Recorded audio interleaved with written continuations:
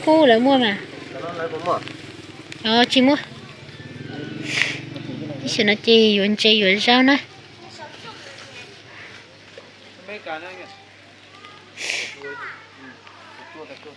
Ô, than độc cười à.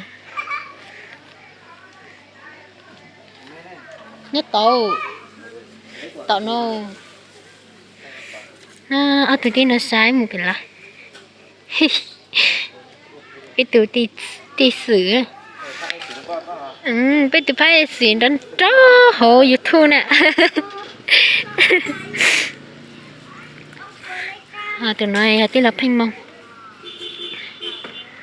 tí là phanh mông chị lên thì chị báo rồi chị tại vì hai nên tao vậy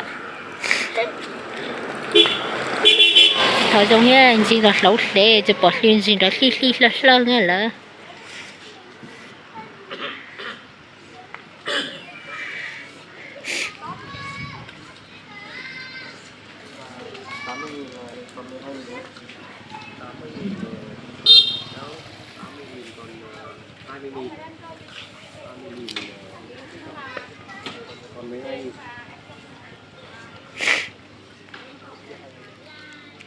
là dịch thế nhỉ cái trò yếu thế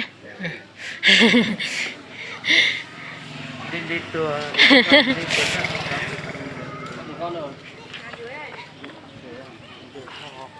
với cái gì nữa rồi thế ơi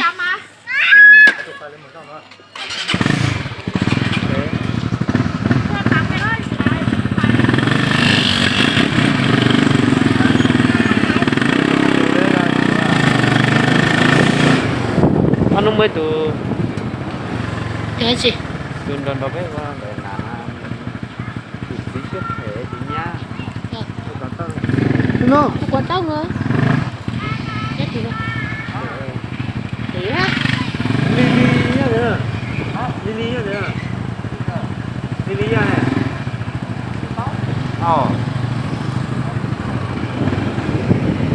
đây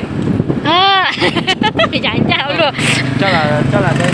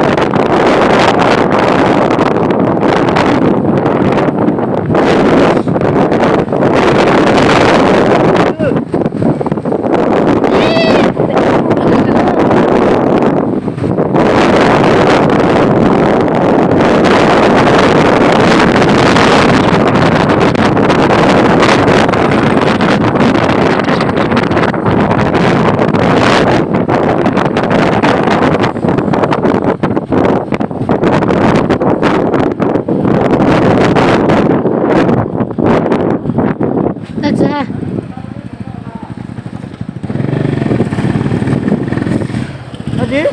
Sao con mới được ta? thôi số thằng kia Ôi lúc thế nó bảo ta chơi. thôi xí xách xách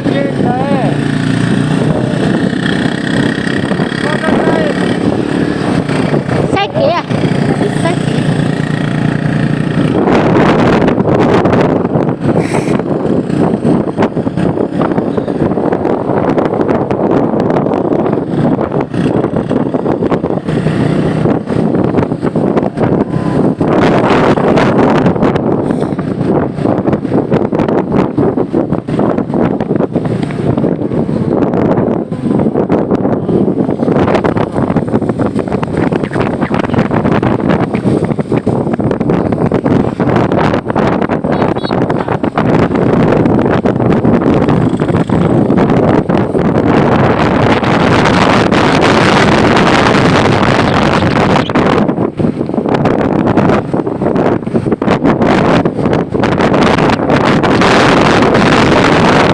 mà bắt được cái gì con đi? Hả? Mà bắt được cái gì con? Dạ bé.